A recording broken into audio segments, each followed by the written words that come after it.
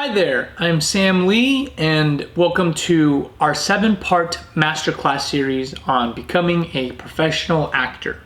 In this series, I'm going to go over all of the details that you need to know about becoming an actual working professional actor, and we're going to break it down into 7 different chapters. So let's start off with our first chapter. And in this first chapter, we are going to talk about just the ins and outs and the general overview of what it's like to have a professional career and how that professional career will essentially look. And we'll deep dive into some more specific things later on as we move on. So the first thing, becoming a working actor is one of the most joyous things you can ask for.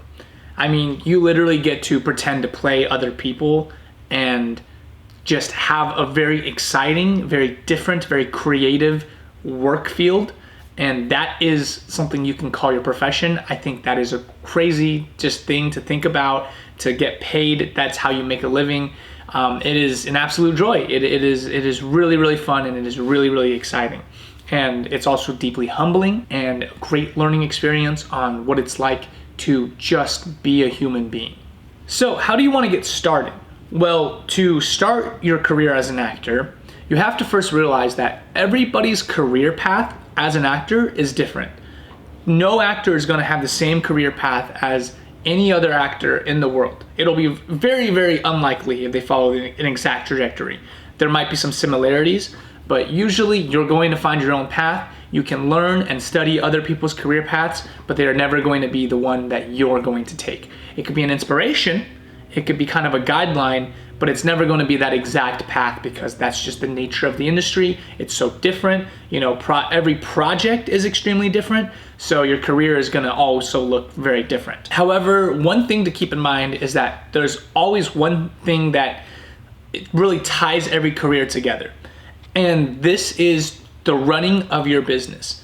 It's called career administration. Basically, the ins and outs, the business management skill of you as an actor. Because when you're an actor, you're essentially a business owner. You are the business, and you have to put the same amount of effort that you would put into any other business into your acting career, because that is essentially your business. So to have good career administration skills, to have a good business management skill set is going to be just as important for you as an actor, because you will be managing yourself. So what's the first thing that you can do to get started as an actor? Well, I would say the first thing is to find a really, really good acting class, because a good acting class is going to open up a lot of doors for you. So what kind of class do you want to look for? Well, first of all, you want to make sure that that class is going to be challenging. That is the number one thing to look for in an acting class. And to do this, you just have to make sure that you are going to different acting classes, you're auditing different classes. Lots of acting classes will have free audits where you can go in, you can just sit in and kind of see what the acting class is about. And I think that when you join a class, when you're auditing that class, there is a sense of intimidation.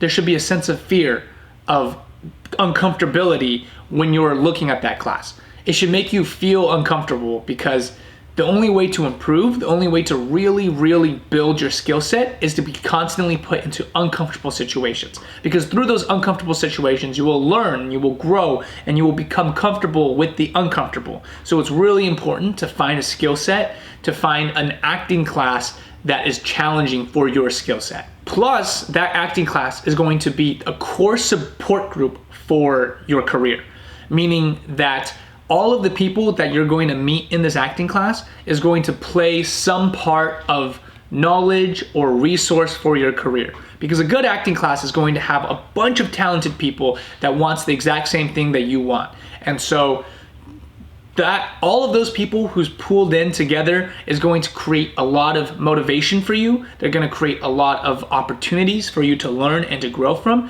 and they're going to also help you out throughout your career, as they did for mine. So here's an example.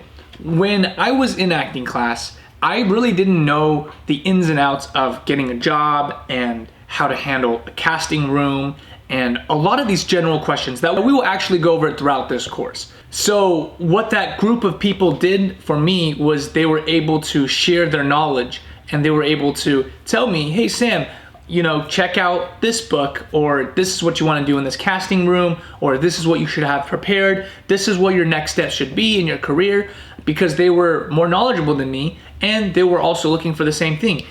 Chances are somebody else did the exact same thing for them that they're doing for me now. And eventually, when you get into that position, I expect you to do the same for those who are in an earlier stage of their career that's looking for knowledge and wisdom to share. Another thing that you want to do is you want to be on top of your game, meaning constantly be reading, constantly be learning, and constantly be educating yourself. Education is the biggest thing to really help you understand this career, to really help you understand this craft. It's just like any other craft out there, and it's really important that you educate yourself, because to tell you the truth, no one is born talented.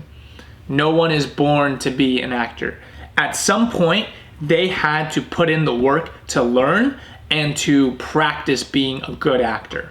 You have to practice. There's no way around it. Which leads me to my second point, being that as you're practicing, you are going to have to be obsessed. And I use the word obsessed in not a bad way, but in a very healthy way. Meaning that if you're not obsessed, it's going to slow down how quick you're going to be able to achieve your goals. Because obsession is the number one driving force towards building your career and momentum as quick as possible. There's a saying in the acting community that acting isn't a part-time job. It's not even a full-time job. It's a full-time obsession. I believe Michael Caine was the one who I heard this expression from, but it might have been from somewhere else. But essentially, you have to be obsessed to do this, because it is really competitive. It is very, very difficult, and to be obsessed is the only way that you're gonna really keep your head in the game and be focused and achieve what you want to achieve. So what are some things that you could do right now to just get some experience under your belt and start learning? Well, the first things you could do is to do some local theater, look into student films, and of course the acting class. You want to make sure that you're constantly looking for opportunities just to get some experience in. Student films is a great place to learn from because it's relatively low risk. You're out there to do them a favor, and there's going to be lots of opportunities. There's going to be way more opportunities in student films than there are actual auditions and films and things like that you're going to be doing professionally, and you're just not ready for that stage if you are starting out. And student films is a great place to network and to actually do more films and more projects, and to really get used to auditioning or acting or taking direction or even the on-set experience, which student films will prepare you for. And of course, local theater is very similar too, in the sense that it is going to prepare you for bigger projects as well. It is just a great acting workshop all around. Another thing to keep in mind is that now we live in a society, we live in a world where it's so easy to produce your own content. You could literally buy a camera for less than $500, or you could just use your phone. You could literally shoot movies and short films on your phone, and you can edit those and make your own content. And through those content that you're making, you might actually start creating scenes or pieces of work that you can add to your reel. This is great because you'll be able to put yourself in the center of the stories that you want to tell, which is really important because there are so many stories out there that is not written for you. And to do this means that you are able to put yourself in the shoe of the writer and write those stories for you. And all of these projects, all of this experience is just going to help you create your own reel. It's going to help you create the centerpiece to getting representation and for casting eventually to be looking for your skill set. And that is your reel. Basically a montage of scenes that you're in, that you're acting in. Because the ultimate goal that you're looking for is to get representation at the end of the day. And by securing representation like a manager or agent, you are going to be able to get introduced to the gatekeepers, the casting directors of the world, and they're going to be able to provide you with the opportunities to potentially be in some pretty big projects which can make your career. which means another thing that you should be looking for is to get on casting breakdown services. For example, if you're in Los Angeles, you're going to want to be on LA Casting, or if you're in San Francisco, SF Casting. If you're in any other part of the world, there will be some sort of casting breakdown services where jobs in the film industry will be posted and you'll have a chance to apply for them and submit to them. And there are many markets where casting breakdown services that you can submit to will be the basis of your career. You will be able to make a career in that smaller market. Say, for example, you're in Chicago, or you're in Colorado, or you're in Atlanta. A lot of those places you will be able to get away with not having an agent and still make a career in commercial and film by just submitting to those projects yourself. However, in the bigger markets like Los Angeles or New York or Vancouver, you will probably need representation. Those are where the really, really awesome gigs will be at. The Netflix shows, the big movies, and all of those shows will probably go through representation. It's very rare that they have open casting calls, and usually when they do have open casting calls, they're still gonna go with actors that have representation.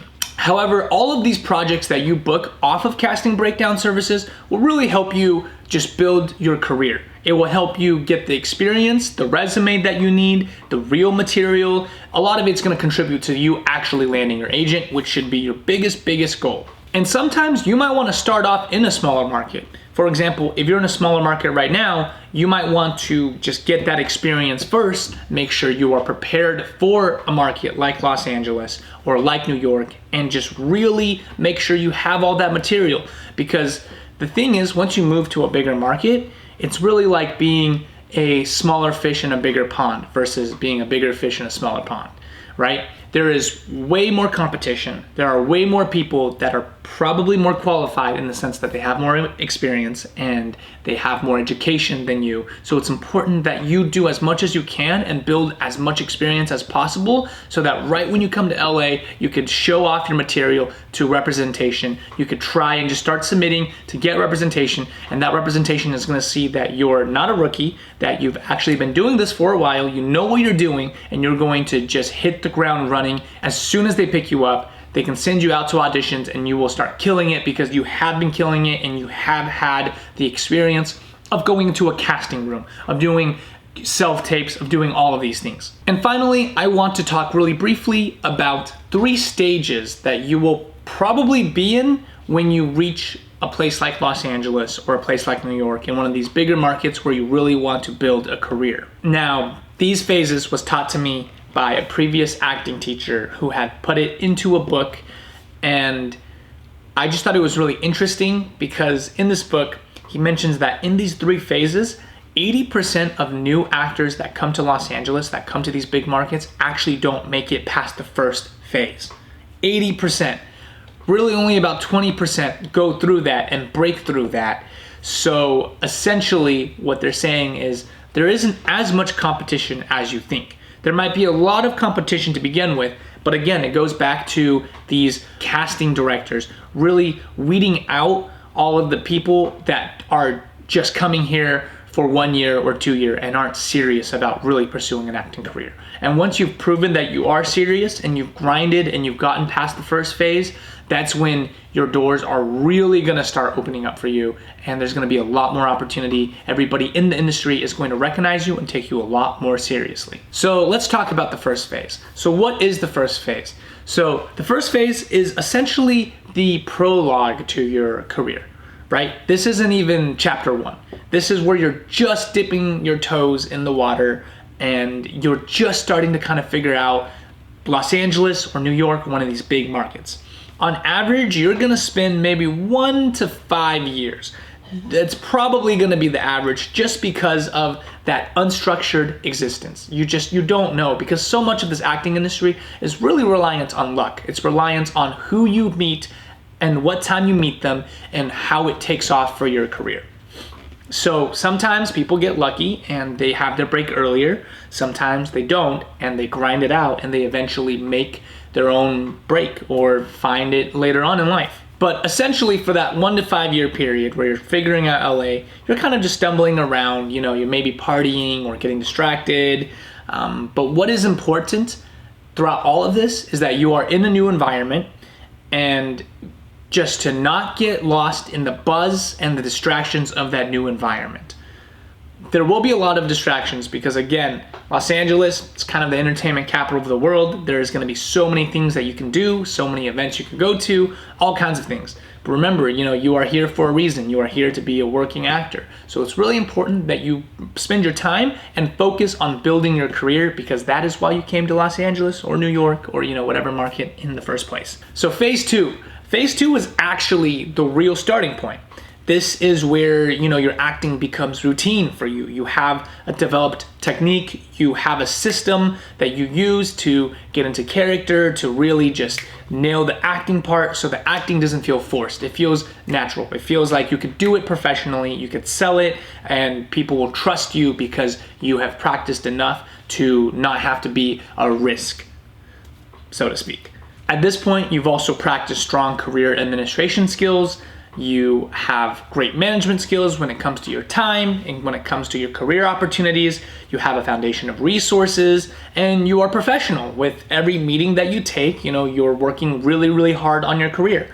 You are making sure that you are doing dozens of actions a week to further your career. And by furthering your career, I mean like just actions that would benefit it, networking or working on your resume, your reel, your technique, all of these things that, as long as it is contributing to your acting career, are actions that are driving your career forward, which is essentially the main thing that you need to be focused on throughout phase two, because that is how it's going to take you to the next level. So phase three in your career, this is where things start to get really interesting. This is where a lot of opportunities are going to start opening up.